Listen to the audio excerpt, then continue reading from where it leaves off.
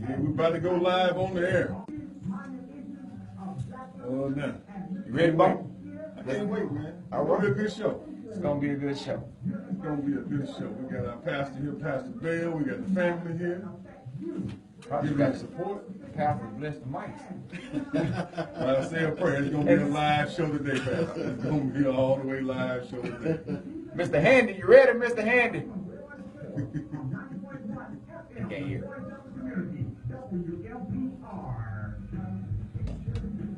Oh, shit, it came up with my notification box. Oh. The Bible Jackson Show, March 7th, live. 911.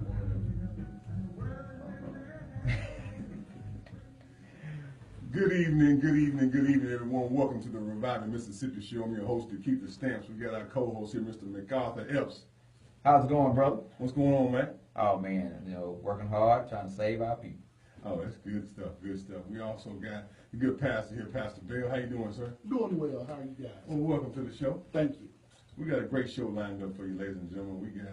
It's our first show in the new studio. Oh yeah. Looks good in here, doesn't it? New paint smell everywhere. New paint. Everywhere. You know, Yeah. hats off to Mr. James Charles Evans and Wanda and the whole 90.1 family for refurbishing the facility, and it looks nice and professional. I mean, Oh, it's real good. It's a real nice place. If you haven't come by, if you haven't seen it, well, folks, y'all come on by 90.1 sometime. We gotta give a big shout out. We always leave out Mr. Handy. Oh, Mr. Handy take care of every Wednesday. Every Wednesday, he always hold it down and playing the blues and managing the phone. All right. Because the phone will be on fire tonight. We're going to talk about lead in the water. We're going to talk about the presidential results and the presidential election. So first off, I want to just clarify some things that about this lead in the water situation. Okay. For the last few weeks, I've been pushing for an emergency declaration. Right. The declaration would let everyone know that this is outside the scope of the city of Jackson's responsibilities. Some things we can do, but a lot of things, the needs that are happening in this situation, are outside the scope. If I wanted to, because I want to test all the houses, Right. especially those in the affected areas that are dealing with this situation. If I found out that a handful of houses in one neighborhood have been tested positive for lead, I want to test all the houses. Right. Well, at $20 a piece, if I test all the houses in South Jackson, that's a lot. It's a whole lot of money. Right? If I want to test all the houses in the city of Jackson, That's a whole lot of money. Right, we got 65,000 houses. At $20 a piece, that's $1.3 million. Right. So, what do folks expect me to do? Fire police officers to buy testing kits? No, that's not what I'm going to do. I'm going to ask for higher level support from some other levels of government. I appreciate Mr. Evans for allowing us to come on the show to even talk about these issues, because it's a national conversation that's going on. The things that are going on from on our side to help fix the problem the best we can. But when you have a situation that's been contained to folks' houses, now it's going to be a big burden on some folks to get those houses fixed. And so the city's going to do everything we can do to help in this situation. But a lot of the burden is going to be on the residents. So just like when the president or the governor calls a state of emergency for a tornado, this is all I'm doing is asking for the same type of emergency declaration, because it's outside of the scope of what the cities do. And I'll keep pushing. We'll pick up some more support yesterday. Councilman Foote said he'd support it. So we're going to keep pushing this thing, because I don't trust the testing. I'm not an executor, I'm a legislator. So I always stay on the side of the people. If the people say that, hold on, Mr. Stamps, you tell me the water is safe, but pregnant women and children can't drink it. Right. So we got to clear that up. And the only thing that's going to clear that up, I feel, is once I give you some test results for your house. And that right there, I think, will help people get a higher degree of comfort in the system. So can you break that down? I think I've been answering questions you've been asking, and how that works is the water treatment plant. The water is good coming from the plant. Correct. But the problem is, with the testing is, when it gets to the houses and they come through the water system there, your piping and your plumbing there, the lead is being picked up on the home side. Right, some houses that were built in older homes that were built didn't require certain things. Right. Back in the day, before the 1970s, you could paint your house with lead paint. Right. You could have lead gas. Right. Remember old gas stations? You could have regular and unleaded, and now everything is unleaded. Right. Right. Those changes happened, after research proved that lead was not a good substance for the public to be in contact with. Right. So that's where all that shift happened. But prior to then, people were building houses with lead pipes and lead soldering and all types of Everything. Anything is fine. even asbestos, Right. which has been proven now to not be something that that you should build a house with. Right. So just like when folks in your house, if you have some lead paint in your house and it's chipping, they recommend you repaint the house. But there's no recommendation to do anything is if you're drinking it. And I find that kind of bizarre, don't you find? Wow, yes. So that's what I'm asking for, is a little higher level assistance to first expand the testing. Some people think that the public will be scared. Well, I said people are already scared. Right. They are. They need reassurance, and that reassurance can only happen, I feel, is if somebody walks to your door and says, "Here are the test results for your house," then you feel safe. Right. For me, that's what's gonna make me feel safe.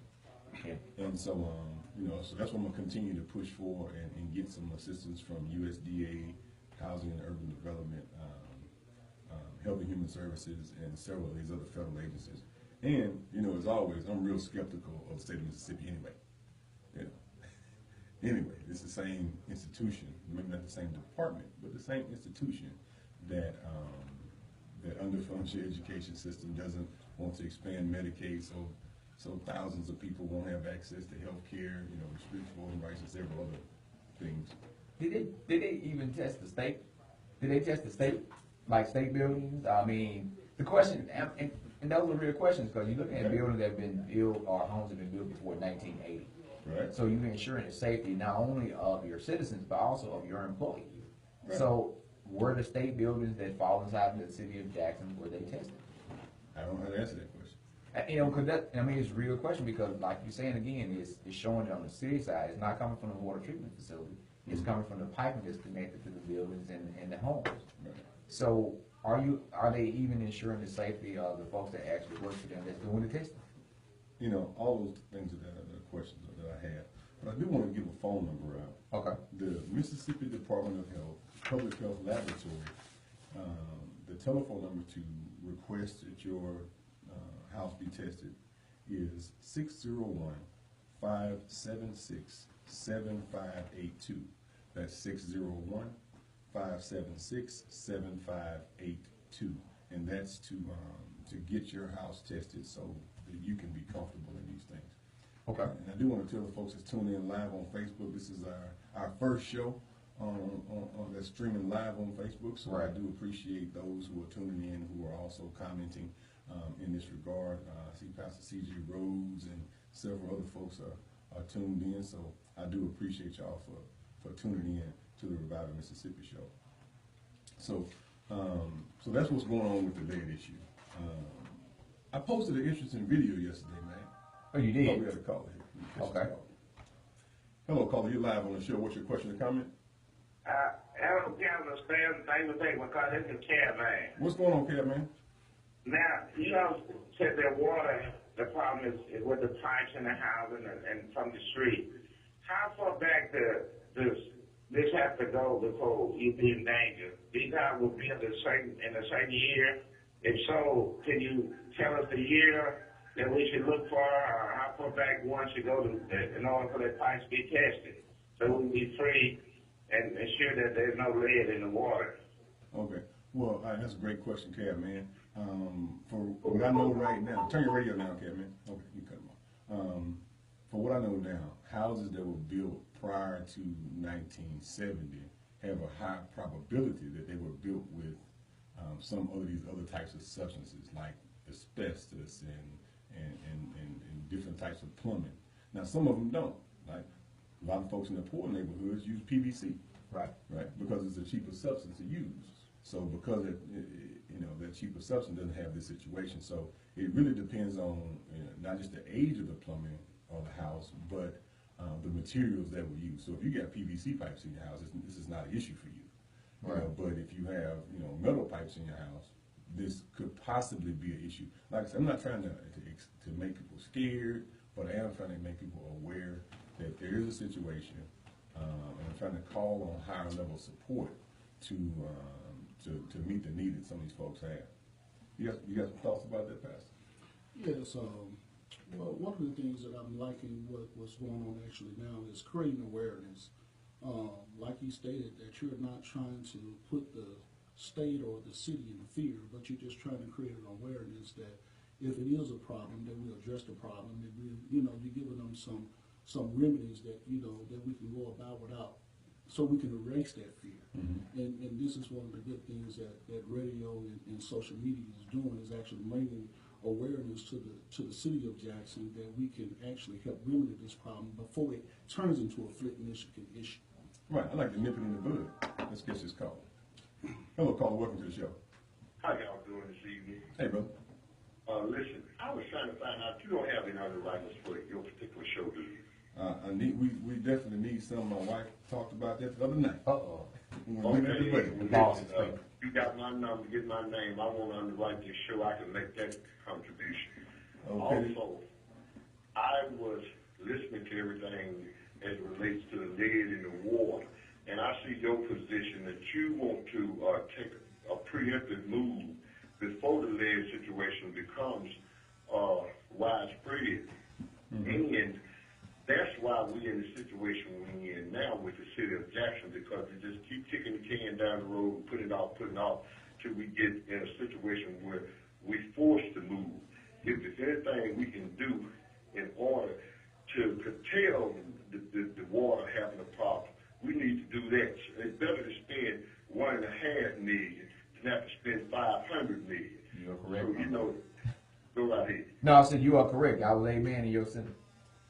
Yeah, and so I understand the position that the council is taking, but prayerfully, people have come around and see the necessity to move ahead of time, not to wait till somebody die, or wait till nobody can use the water, or wait till the situation till we get in dire straits with the water, because the water is a serious thing. People don't really realize folks need water. Now, me personally, I don't drink nobody tap water. I used to live in Houston, Texas, and you could see stuff floating around in the water. So Yes, sir. I stopped drinking tap water when I lived in Houston.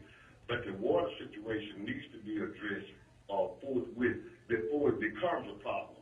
And I don't know whether they wait for something to happen before they determine that they're going to take some initiative to fix the water, but I think it'll be a prudent move to do everything we can to curtail this problem before it becomes a widespread problem, to make sure that it doesn't get out of hand in the city of Jackson. But like I say, you got my thing.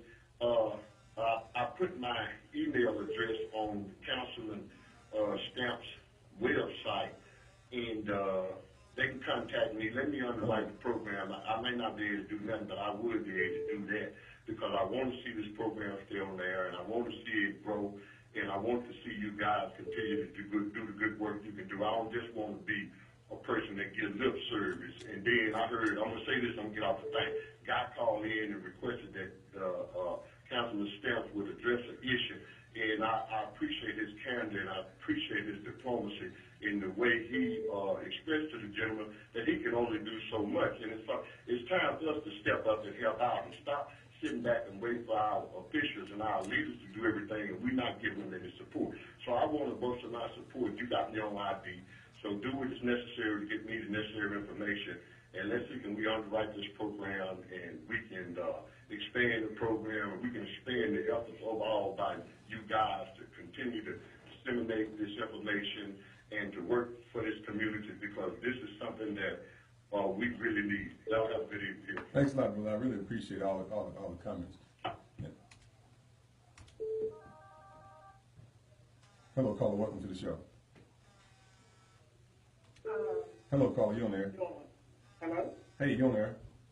Yes.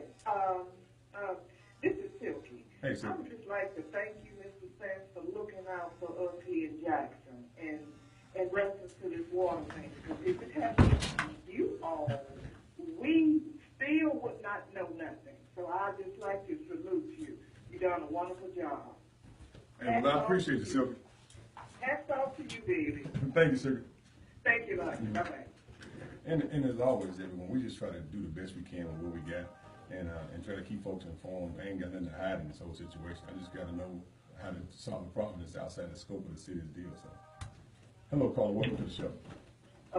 Yes, I've been living in my house since 1999, and okay, my water pressure's been low in this house since that particular time. Okay, so you're talking about the pipes that's coming from the meter to the house? Yes, sir. That's what Because I got that steel pipe, and it's clogged up. I have several breaks in there since then, but my problem is coming from the meter to the house. I got to change that out as well. Mm-hmm. But if my house tests positive for lead, okay, will the city come fix it, give them a grant or something like that, or do I have to do it on my own? And that's another reason why I was trying to get the emergency declaration, because if you do have a house that does test positive for lead, what do? If it's on your side of the water meter, it's up to the citizen to fix those issues. And some folks don't have the ability to repipe their whole houses or to do the necessary things. Even some people don't have the ability to pay, hundreds of dollars for the types of filters that would mitigate the problem. So that's why I was asking, or I'm going to continue to ask for the emergency declaration, so that FEMA and the Housing and Urban Development and several other federal and state agencies to step in. Yes. Because we do have certain folks who've already tested positive for lead. So my question is, doing more testing is always good, but what do we do for the people who have been identified to have a problem? And the question can't be, well, the city should pay for it, because what am I going to do? Am I going to fire police officers to buy water filters? That's just a position that I am, that we're in budgetarily. Should I, fire firefighters so that I can buy testing equipment or buy plumbing? Or should I take that money from the money we have for street resurfacing or paving or cleaning ditches to do this? That's why I'm trying to ring the bell for our state and federal government to step in and help for those specific issues where we know we have a problem. Yes, sir. I appreciate what you do too, Mr. Brown. Can I have that number as well again? I was just pushing it straight. Okay. The telephone number is 601-576-7582. That's 601-576-7582 to call us the Mississippi Department of Health, Public Health Laboratory. And there is a fee for the testing to be done. It's $20, and so you call the number and they can walk you through the process of getting your house tested. Okay, thank you, Mr. Brown. I appreciate what you do. Thank you, brother. And as always, everyone, the calling number is 601-948-5950. That's 601-948-5950. Feel free to call in and ask the questions that you may have. I want to shift gears a little bit away from the lead conversation. I posted a video on Facebook yesterday, Pastor. Well, we got another call. Go ahead. It's call, man. Hello, caller. Welcome to the show. What's your question or comment? Yes, I have a question. Okay, what's your question, My question is, once you have your water tested, and you find out about if there is lead or the amount of lead, then what is the next step that you should do? Well, if your house tests positive for some type of lead, then there's some corrective action that needs to happen. The first step, you need to see where the lead's coming from in your house. Is it just at your kitchen sink? And, more testing has to be done from that. Which pipes need to be replaced inside your house, basically? And you can do that by testing. Go ahead. Will they be able to tell us then, or we would have to go to other sources? Right, you have to get a plumber and go through your house and see which parts of your house where the lead's coming from. It may be where the lead is coming from. Right, because it may be some of the plumbing inside your house is causing the situation to happen. So you need to get a plumber to your house to discuss it with you to find out which pipes need to be replaced inside your house. Oh, okay. And that's why I'm saying it's a big problem, sister. You know, if someone's house gets test positive for this, it's a big problem. If it tests positive, Right. then there's a problem. There's a big problem because then you'll have to, you know, find out which pipes in your home need to be replaced. But it could test negative, right? And it's a very good chance your house will test negative. So I'm not trying to scare anybody, but I just want to make people aware of the situation. And would you repeat that number for me? That number is 601-576-7582. 7582. Yes, ma'am. 601-576-7582. 5782. Yes, ma'am. 82. Thank you. Mm-hmm. As always, everybody, we're just trying to keep folks informed of what's going on inside the city. And the calling number is 948-5950. I want to shift gears a little bit and talk about we got another call. Hello, caller. Welcome to the show. Turn your radio down, caller. Oh, yes. Okay.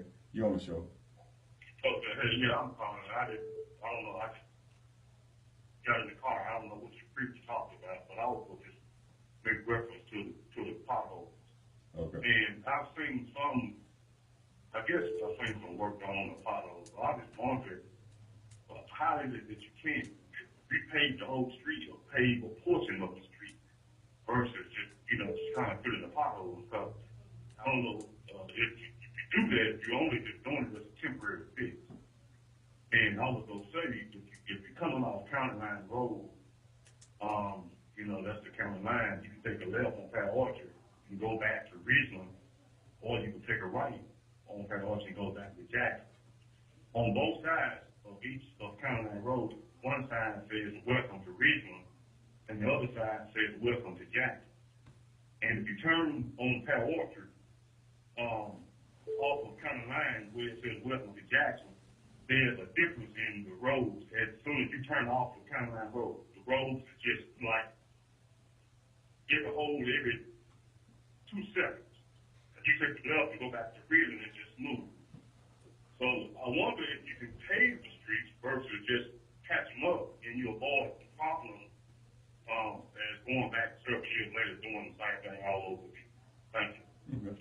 And you got a great point. Some of those bedroom communities, didn't exist, 25 years ago. And, the city of Jackson has been existing for, since 1822. So our infrastructure is at an aging point, and we're going to continue to work with the mayor to get those problems fixed the best we can in the window we got. That's Tiffany's call. Hello, caller. Welcome to the show. Hello, you're on the air, caller.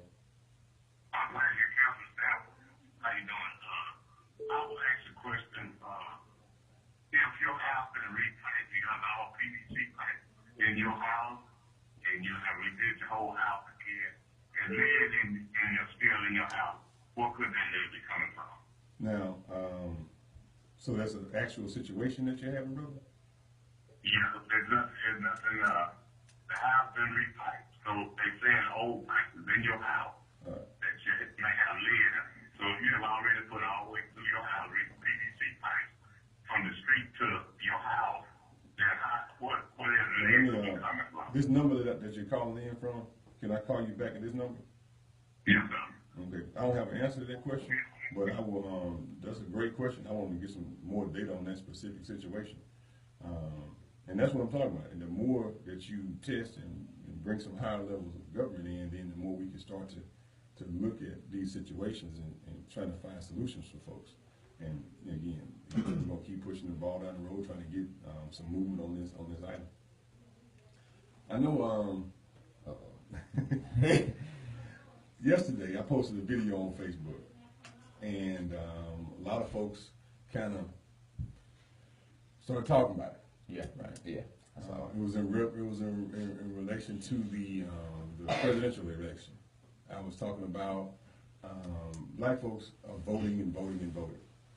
Right. But I always say, if you're going to vote for something, get a return on your investment. Ask for something. Right. And with the success of the Obama election, and the presidency to a degree, I think that there are more things that can be done. But at this point, if it's going to take black folks voting in the Democratic Party primaries for either of these candidates to win, and most definitely to generate the energy necessary for either of these Democratic candidates to go forward, then you should ask for something. You should say, hey, I want X for my participating in this process. And, I'm kind of a little bit, ashamed of the Democratic Party because I believe there's been a systematic, some steps put in that no black elected official even got in the race to a substantive level. Succeeding President Obama, I think that at least the Republican Party opened the window, Right. and the possibility Right. of allowing the voice of one black man to even be in the conversation of all this. So I believe that this thing has been set up for a predetermined goal. Right. And I don't believe it's a fair local process. And a lot of folks didn't like the video. Some people did, right? But I just believe that if black folks will be told the water in this election, we should be asking for something, and that ask, I feel, should be for us to have a black vice president, preferably with some military background, because we got too many civilians in the conversation about the leadership of this country, and I don't see enough military experience. But I see a whole bunch of folks talking about they support troops. A whole bunch of folks wheel out a disabled veteran, when it's popular or politically expedient. They almost using some of them, for their showpieces and trophies. And I don't think that's fair to the veteran community to be doing that without promoting folks who, we got plenty of military. See, the military has crossed a lot of these bridges that the civilian world has not. Absolutely. This race issue, the military has crossed that bridge a long time ago. These gender issues with women and stuff, we crossed these bridges a long time ago. I was a patrol leader, and I had 2 women on my patrol, right? So even on the gay issue, we crossed that bridge a while ago, and we're moving forward as a military community and institution. We still got work to do, of course, on all 3 fronts, on the race, the gender, and the sex front. But I think we're further ahead than the civilian community is. So, I just think that, first off, that more black folks and veterans should be in this whole process so we can move forward. And some people didn't like me saying that. What are some of y'all's thoughts about that? Pastor, you got some thoughts about that? Well, yes. This is what you said that you would preferably ask for. And I think what you're saying is, from what I took from the video, is that if we're going to have a dog in the hunt, we just shouldn't just garner our support just for anything. Even with the Donald Trump issue, his campaign, you have plenty of people going out to support him in the polls, but he hasn't given you any policy. I'm looking, people turning out in droves to support him because he has money, but he's not telling us anything he's going to do when he gets in office. And I believe this is because of sometimes we garner support because of past elections, or we vote for people because this is what our forefathers or our foreparents did without being informed. I believe now is the time for the African American church to wise up. The Bible tells us, "My people are destroyed for the lack of knowledge," and I really believe that is paramount where we are right now as an African American race and a people, because we are just giving our funds or our support to anyone because of a specific position that they hold in office. That's right. And I believe it's time for us to wise up. We have, like now, mega government, but minor impact.